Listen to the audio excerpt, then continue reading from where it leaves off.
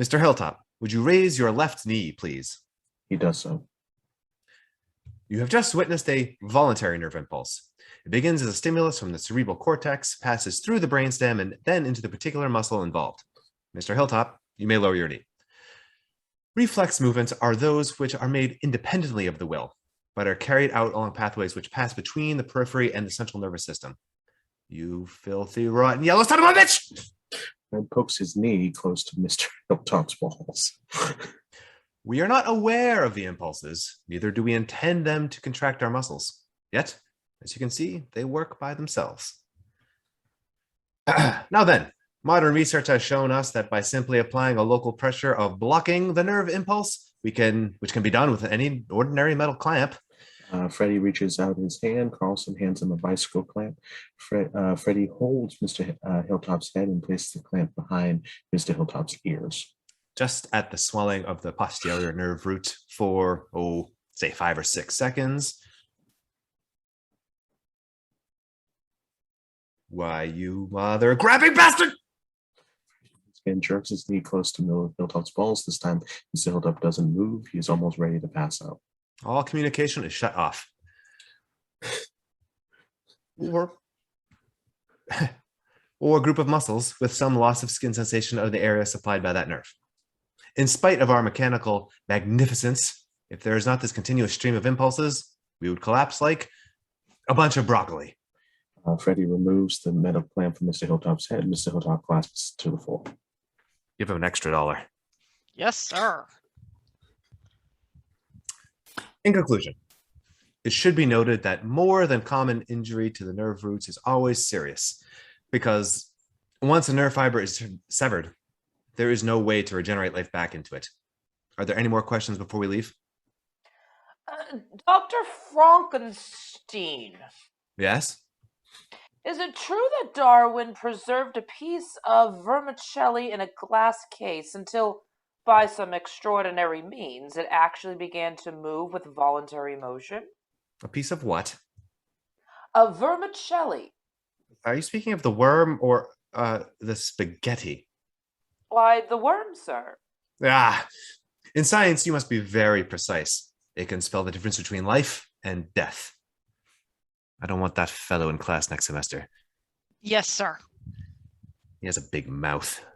Yes, it seems to me that I did read something about that incident as a student. But you have to remember that a worm, with very few exceptions, is not a human being. But wasn't that whole basis of your grandfather's work, sir? The reanimation of component parts? My father was a sick man. But aren't you the least bit curious about it, Doctor? Doesn't the secret of life hold any intrigue to you? You are talking about the gibberish ravings of a lunatic mind. Yes, but sir, if I could be accomplished, wouldn't that eliminate disease from the human frame and render man involuntary to any but a violent death? How old are you, young man? 19, sir. 19! My dear young man, once the human organism has ceased to function, nature has deemed that creature to be dead. But look at what's been done with hearts and kidneys. Hearts and kidneys are tinker toys. I'm talking about the central nervous system. But sir... I am a scientist, not a philosopher. Holds up a scalpel. You have more chance of reanimating this knife than you have of mending a broken nervous system. But your grandfather's work, sir. My grandfather's work was doo-doo. Dead is dead. There's one thing that I'm interested in, and that's the preservation of life.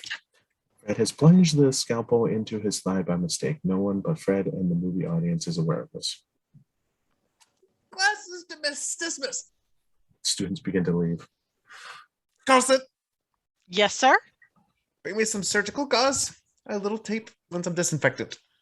Yes, sir. Oh, do you want the other cauliflower? No! Herr Frankenstein approaches in with the metal box. Dr. Frankenstein. Frankenstein. Can I do that again? I'm sorry. Dr. Frankenstein. Frankenstein. My name is Gerhard Folkstein.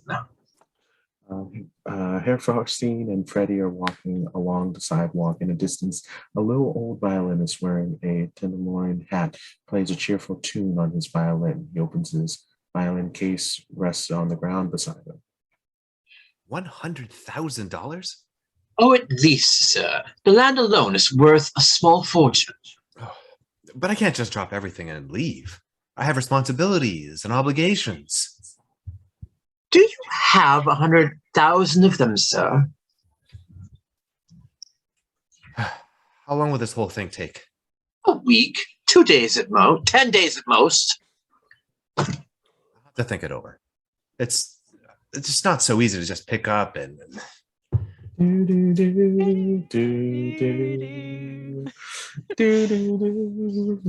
Curious melody. Haunting, isn't it?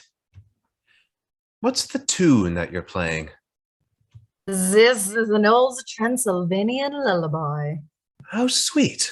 Such a quaint little tune. May I see your violin? It's an honor for me, sir. You play the violin? Oh, just a little. It's nice little balance to it. Ha ha. Freddie Jaw without- jaw? Yeah, Freddie Jaw without it. It's German. Yeah, yeah. Yeah. Okay. Yeah, yeah. Freddie, without any emotion, smashes the violin over his knee and hands the two halves back to the violinist. Thank you very much. Well, if you're sure that I could accomplish everything in a week, I suppose I could manage it. Why did you do that? What? Break that old woman's violin. I didn't do that. The old violinist, you smashed her violin over your knee. I did not do that. Why would I do a thing like that? Are you insane? Legend on the screen reads, "Is this the first sign of a split personality?" Now Freddie and Herr Fallstein are standing on the corner. All right, then. I suppose I owe the family that much. They'll have everything ready for me when I arrive. Yes, sir. 1 week at the most. 1 week. I'll see to it, sir. Well, thank you very much for all your trouble. Not at all. A great privilege, Doctor. Saturday night, then. I'll take the train to New York and fly from there. Saturday night. Yes, sir. Have a pleasant journey. Train station. Freddie, with a large suitcase and a small briefcase, stands next to a lot of steam, behind which there appears to be a waiting train. With Freddie is his beautiful, flat-chested fiancée, Elizabeth.